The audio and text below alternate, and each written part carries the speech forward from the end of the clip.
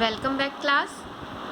ये chapter first economics की second video है और इसमें हम कुछ और क्राइटेरियाज़ के बारे में पढ़ेंगे जो कि कंट्रीज़ की डेवलपमेंट को कंपेयर करने के लिए यूज़ होते हैं।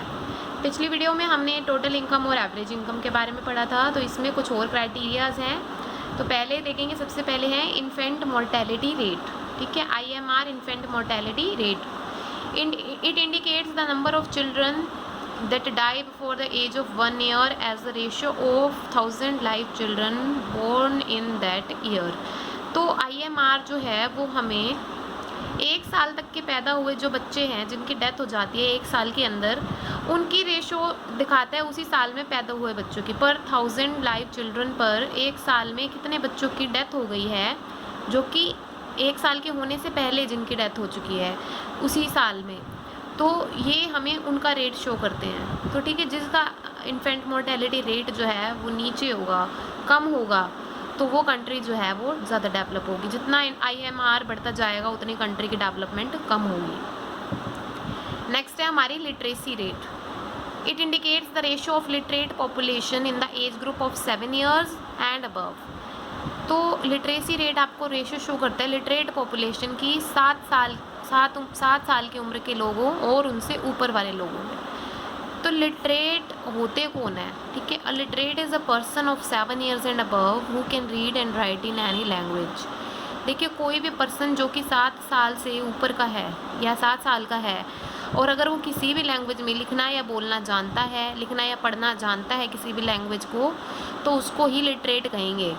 जो भी उनके रीज़न की लैंग्वेज है, बीट हिंदी, इंग्लिश या कोई और लैंग्वेज में भी अगर उसको पढ़ना आता है और लिखना आता है तो उसको हम लिटरेट कहेंगे। तो 7 years और उसके ऊपर वाले एज ग्रुप के जितने भी पढ़ी लिखी पॉपुलेशन है उसकी जो रेशो होगी वो लिटरेसी रेट कहलाती है।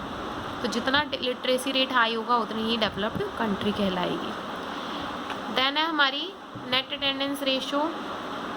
It indicates the total number of children of age group 14 and 15 years attending school as a percentage of total number of children in the same age group। तो देखो, net attendance इसका मतलब क्या है, यानी कि कितने बच्चों की अटेंडेंस रही है स्कूल में। इसका मतलब ये नहीं है कितने दिन तक स्कूल गए हैं, इसका मतलब यह है कि 14 और 15 ईयर्स की उम्र के जो बच्चे हैं, तो उनमें जो टोटल 14 और 15 ईयर्स के बच्चे हैं उनमें से कितने बच्चे जो हैं वो स्कूल अटेंड कर रहे हैं, उसी एज ग्रुप के कितने % बच्चे जो हैं वो स्कूल अटेंड कर रहे हैं, उसी को नेट अटेंडेंस रेशो हम कहेंगे।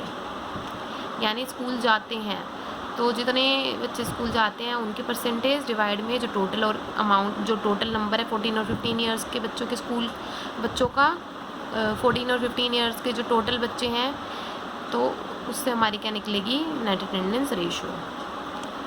फिर एक और टॉपिक है हमारा GDP, gross domestic product. Gross domestic product क्या होता है? ये सबसे इम्पोर्टेंट टर्म है आपकी, आगे भी हायर क्लासेस में काम आएगी।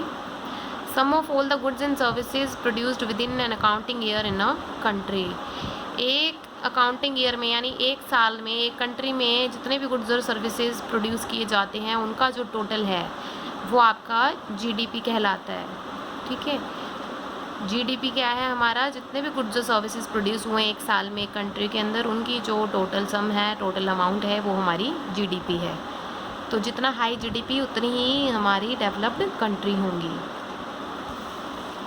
इसके बाद है GNP कह सकते हैं या GNI कह सकते हैं।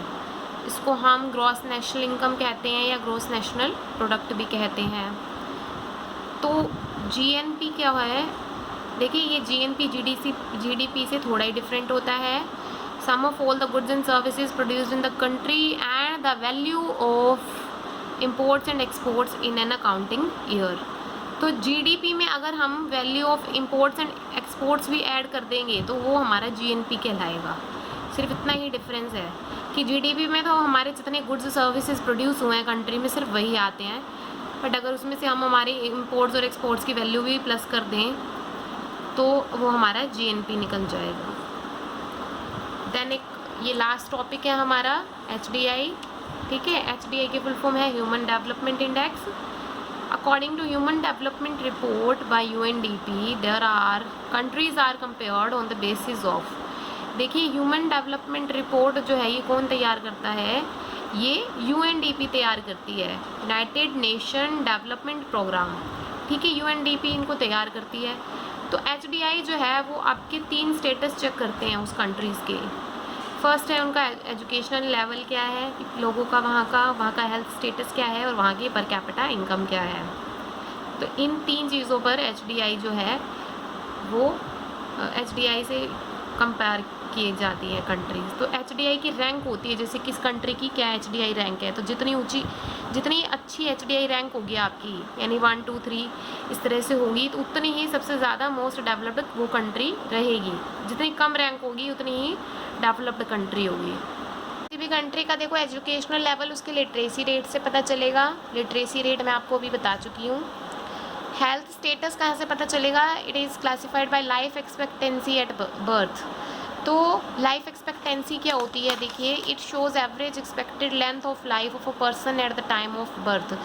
तो हर कंट्री की एक लाइफ एक्सपेक्टेंसी होती है कि नॉर्मली एक पर्सन की लाइफ लेंथ क्या होगी, यानी कितनी उम्र तक एक पर्सन जो है वो ज़िंदा रह सकता है, तो वो उसकी लाइफ एक्सपेक्टेंसी होती है, वो हमारा हेल्थ स्टेटस से पता चलती है, मतलब लाइफ एक्सपेक्टेंसी से हमारा हेल्थ स्टेटस पता चलता है।